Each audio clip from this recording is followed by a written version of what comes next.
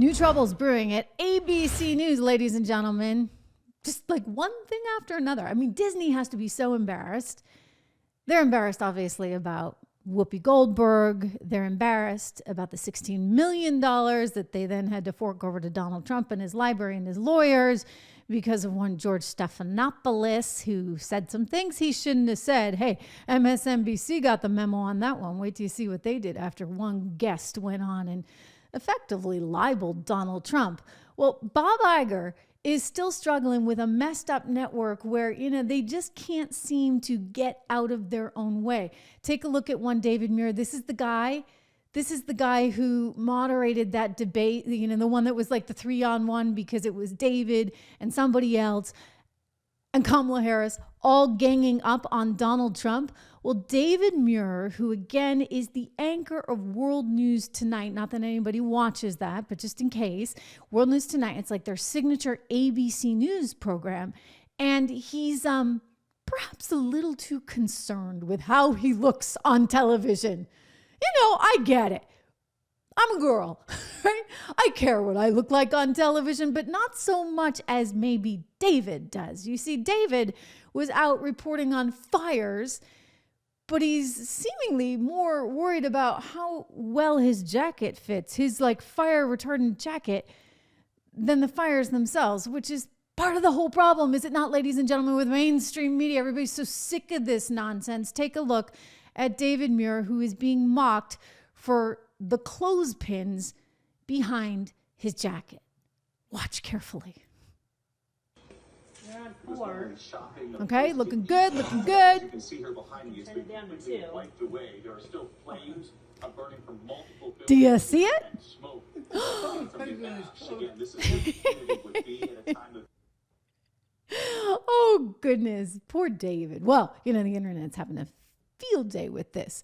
One guy writing on Twitter, fake news, ABC's idiot David Muir, the guy who had the presidential debate with President Trump using clothespins to keep his jacket fitted while reporting on the devastating LA fires. Trump is 100% right. These people are sick, fake, lying all the time. Unbelievable. I mean, this is really embarrassing for Bob Iger, for Disney, for ABC News. It shows where their priorities are, right?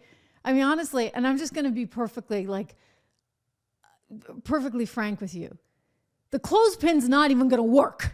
Okay? So David doesn't even know how to do it. You got to get one of those big metal, I was going to say a metal clothespin, but the thing that they use it in the grips for the camera gear. All right? You got to get something strong. Unless that's just some kind of flimsy jacket, and that's not really real either. But David getting caught and called out, New York Post referring to him as narcissistic.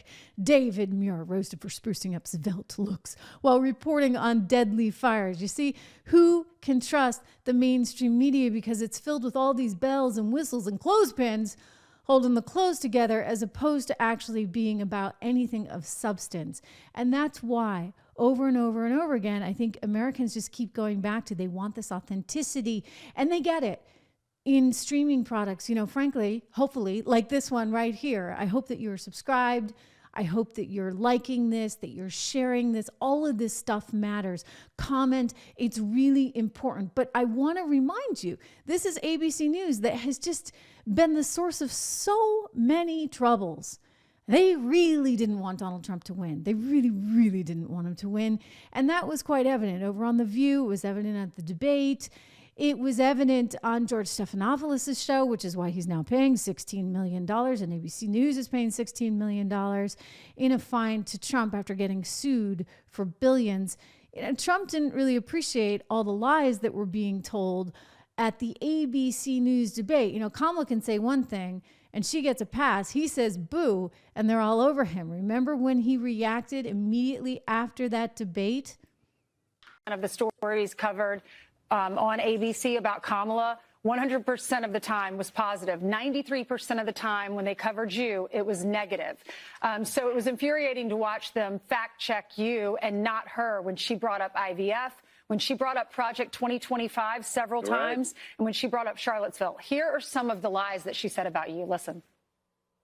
A detailed and dangerous plan called Project 2025 that the former president intends on implementing. Couples who pray and dream of having a family are being denied IVF treatments. If Donald Trump were to be reelected, he will sign a national abortion ban. And what did the president then at the time say? There were fine people on each side. On that day, 140 law enforcement officers were injured, and some died. Donald Trump, the candidate, has said in this election there will be a bloodbath if this and the outcome of this election is not to his liking. And the bloodbath, you were talking about the economy. It's a term that's used a lot when people are talking about a bad economy. What's your reaction to why didn't the moderators correct her? Because they're dishonest, and because I think ABC took a big hit last night. I mean, to be honest, they're a news organization. They have to be licensed to do it. They ought to take away their license for the way they did that. Bloodbath was referring to the economy. Everybody loved the term because as soon as they heard the word, it's sort of a vicious word. But referring to the economy, they have created an economy. Bloodbath was the word that I used. And it was fine in that context. And they were trying to make it sound like there was a riot or something, and it was a bloodbath. IVF, I was a leader on IVF. He goes on to basically disprove a whole bunch of those things that had been said that were not correct. But what is really relevant, perhaps, in this case is that he said they can't even say things like that because they're governed by certain rules. Right? Certain rules that the FCC would need to enforce and that this new FCC wants to enforce. You saw the news recently. We reported on it here on the show on the FCC sending a letter, the incoming FCC pick, this would be Brandon Carr, sending a letter to Bob Iger, blasting him for this erosion in public trust and kind of reminding him, hey, you know what? We're in control of the airwaves. You're licensed by us. So how embarrassing is this? Again, this erosion in public trust. How is this not an erosion? Seeing the anchor with a lousy clothespin as he's reporting something as disastrous as a fire like this. I mean, people are like, who the heck are you? And it comes on the heels of all the other stuff. I'm going to get to The View in just a moment because I suspect, and I've told you this before, The View is going to be canceled, as it should, because of some of the lies and nonsense that they've been putting on that thing. Hey, listen, you know what? I'm a big believer in freedom of speech. And you can have all the freedom of speech you want right here, streaming. This is why you're getting the news first here, because you're actually getting truth here. But they're spinning all kinds of nonsense over there on the FCC-regulated airwaves of ABC News. So Bob Iger, he actually needs to look at spinning this thing off sooner rather than later. And I know he wants to. Apparently nobody wants the thing, so he can't really sell it. So that's a challenge in and of itself.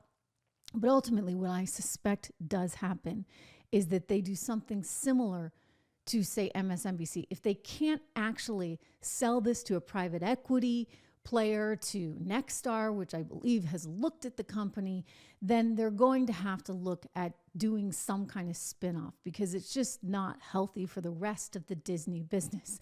I mean, the Disney business, by the way, don't even get me started.